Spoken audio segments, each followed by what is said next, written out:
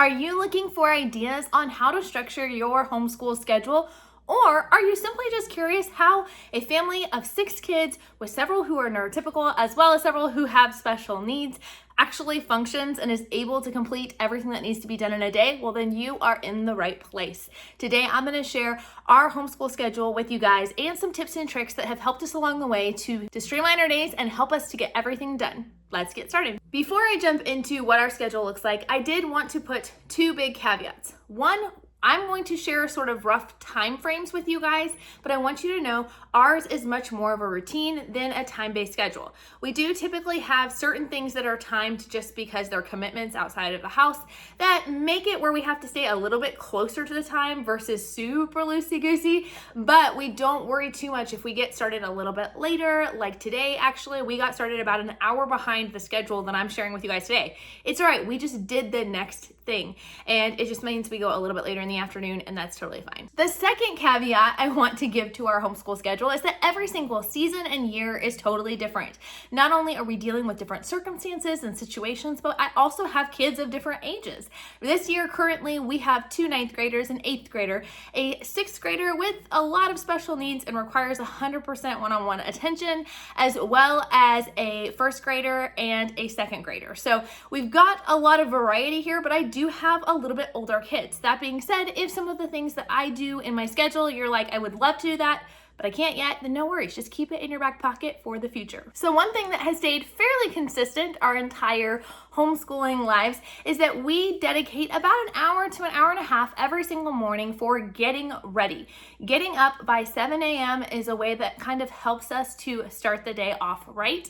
We have the kids get dressed, they do chores. Several of them have medications they have to take for different medical things, so they'll do that during that time. My daughter is on a feeding tube, so I take care of changing out her bag and doing all of the things that we need to do for her feeding tube. And then of course they do chores and breakfast. Now, not everybody likes to do chores before school, and that's totally fine, but for me, the peace of mind of having the house picked up before we get started is really, really, really helpful.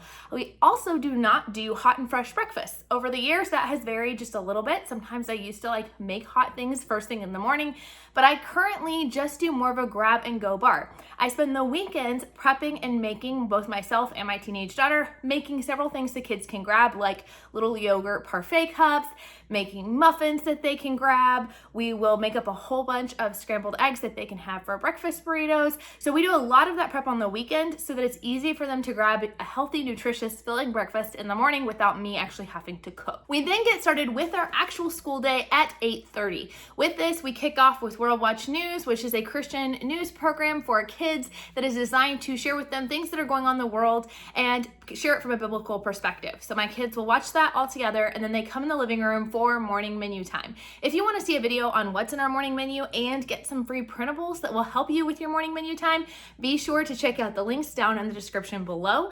But we just enjoy that time all together. I usually give a little recap of what the day is going to look like, and then we separate and do different things. My 3 oldest kids all go off and do their school independently. Now, one of my tips for you if you're considering homeschooling, especially with older kids, is to have very clear expectations for your kids, but more importantly, to clearly communicate those expectations to your older kids. So for us, this looks like they have the not consumed student planners that they use. They have everything written down and what they are assigned to do for that day that they are responsible for, and then they are allowed to sort of set their schedules. Many of them actually wake up much earlier, like 5:30 or 6:30, to get a head start on school so that they can be done. One of my sons, though, is like, no, sleep is way more important, so he just wakes up at 7, and I allow that. They are basically allowed to be given freedom to create their own schedule and to decide how they want to organize their school week, as long as when I check their work, which we'll get to here in just a second, that they are proving themselves worthy of that trust. While they are off working, my 6th grade daughter then works on her independent work. Now, you might remember that I said that she actually has a lot of special needs and is pretty much 100% dependent on me me. So how is she doing independent work? Well, she can do her math. She does Math UC. She can do her math pretty independently right now with just a few things she'll have questions about. So she'll do everything she can with that. And then she'll do IXL. Now, IXL for our family is just purely for review. It is not part of our full curriculum, but for her, there's a lot of different learning gaps for various reasons. So this is a way for her to just refresh and kind of go over some of those skills that maybe she's not as strong in.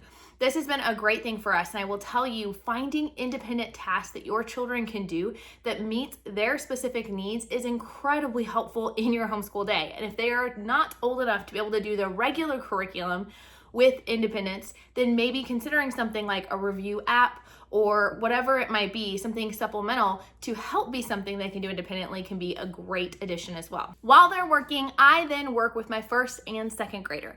So they are doing CLEs, language arts, math, and reading. And so with this, they have a reading sheet they have to read to me every single day, as well as the storybook. They have a story every single day that they read. So I alternate with them. I will read with one while the other one works on their independent work, things like Explode the Code, handwriting, their counting book, things like that, and then I will flip with them. They actually are officially homeschooled by my friend Wendy over at Plan Prep Pray. You should definitely go over and subscribe to her channel because it is amazing. But she is actually a friend of mine and takes my girls for 2 hours in the afternoons to do formal instruction.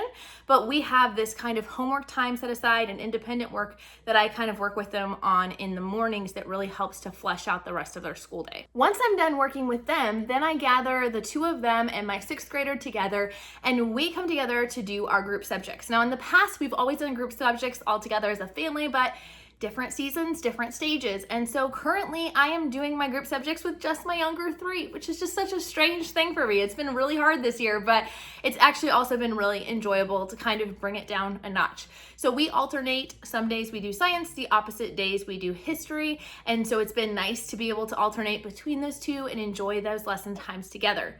Once we're done with that, they break off, and my youngest two will go enjoy things like their discovery deck from Waldock Way. I've talked about that in previous videos, and I'll link all of the stuff down below for you guys, but they go and enjoy those, watching some fun educational videos about things that we are currently learning about, or they will go do some independent play.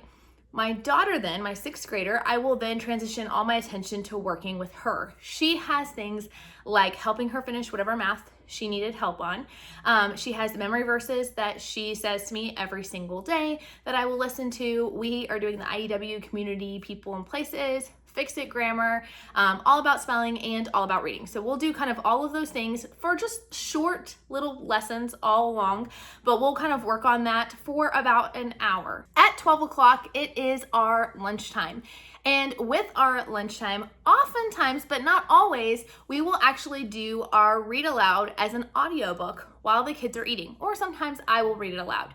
Now, the reason I say not always is because if we did start the day later, so for instance, today where we started an hour later, I had kids working all the way up to the time that we had to go. And so we forwent the read aloud, and that is completely fine because I have time set aside on the weekends for us to get to that. And again, I'll explain that here in just a second. The reason we have to stick to a schedule is because at 12:30, I drop off my two youngest over at Wendy's house for 2 hours of formal instruction. So they have tons of fun over there.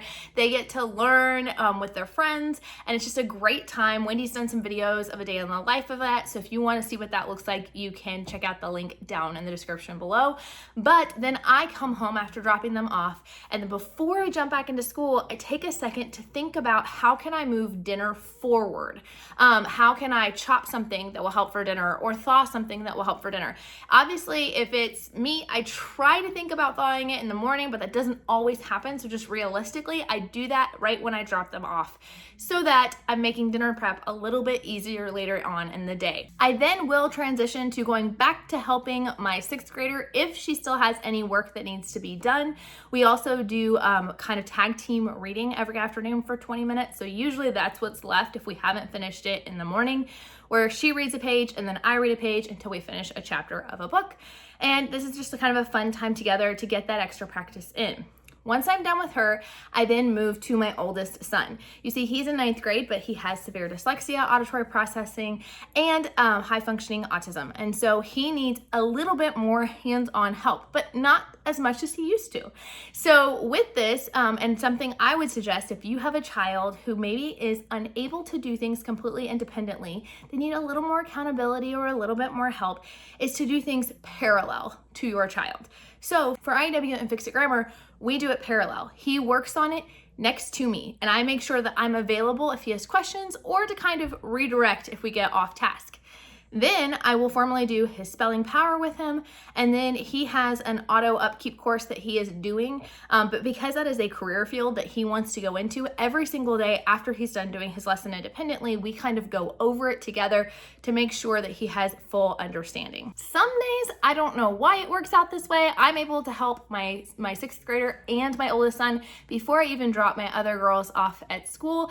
It just varies widely how this actually works, but I pick them up at 2:30, and at that point they have an afternoon snack. I forgot to mention at 10:30 they have a morning snack, but at 2:30 they have an afternoon snack. They do a quick pickup in the house, and then we move to quiet time. From 3 to 4 p.m. in our house is quiet time for every single kid, regardless of their age. They have to go in their rooms, be in their beds, and be quiet. My kids love this time. It was not always like that when they were little, but they really look forward to this time now. A lot of times this is when they will focus on doing handiwork skills. They'll do crafting, they will do diamond art, they'll read, they'll listen to an audiobook. They'll just have that kind of alone time to decompress. And it helps as working as a nice transition between our school day and the rest of our day. Now that I have high schoolers, a couple of them may not be done with school. They're usually done around that 3 o'clock mark, but occasionally, again, if we start later, they might have a little bit more to do. So sometimes they will take that quiet time to be able to finish up and wrap up their schoolwork. But altogether, it works pretty well. The two things I wanted to mention in addition to this is that every Thursday afternoon, I actually sit down with all 3 of my older kids and I look over all of their work for the week. How have they done? I grade their Fix It Grammar. I check on all their teaching textbook scores, make sure that they're understanding all of their material. I look over papers. I do anything because they do a lot of outside classes like Redefining School, and they do Inquisicook, all these different curriculums that are kind of all in different places. And so I want that time to sit down and to touch base with them. So that's something I highly recommend if you have older kids, is setting aside at least 1 day a week, if not more, to check in and to see how they're doing and to make sure they are not needing help or that they're meeting the expectations that you've laid out for them. The other thing that I recommend is kind of having that buffer in your day. So the reason I meet with them on Thursdays is because Fridays are our co-op days. Because I know we're going to be driving around from co-op back and forth, that's my catch-up day for my audiobooks. So when we miss getting audiobooks in the week, I don't sweat it because I know that we can catch up in the car and we can listen in the car and enjoy that. Be sure to check out my morning menu video if you want to see what's in our morning menus, and if you want to learn more about my favorite places to get audiobooks or what we like to listen to on there, check out this video as well.